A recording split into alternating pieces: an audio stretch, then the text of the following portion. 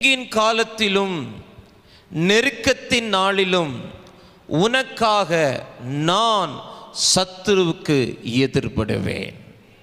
இந்த 2025 வருஷம் தேவன் திருச்சபைக்கும் திருச்சபையின் குடும்பங்களுக்கும் தேசத்தின் ஜனங்களுக்கும் சொல்லக்கூடிய வாக்குத்தத்தம் என்ன? தேவனிடத்திலிருந்து புறப்பட்ட வார்த்தை என்ன?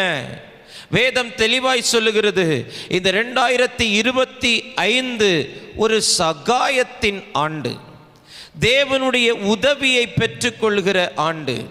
இந்த ஆண்டு ஒவ்வொரு மாதமும் தேவன் சாட்சிகளை எழுப்புவார்.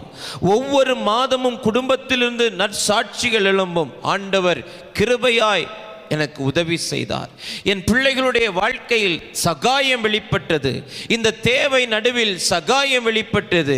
இந்த வேலை விஷயத்தில் ஒரு சகாயம் வெளிப்பட்டது.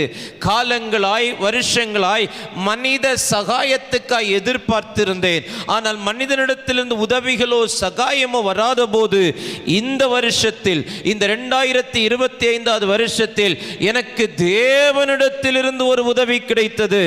தேவனிடத்திலிருந்து எனக்கு ஒரு சகாயம் உண்டாயிற்று என்று சொல்லி நீங்கள் எழுந்து கர்த்தரை மகிமைப்படுத்த போகிறீர்கள். ஹல்லேலூயா.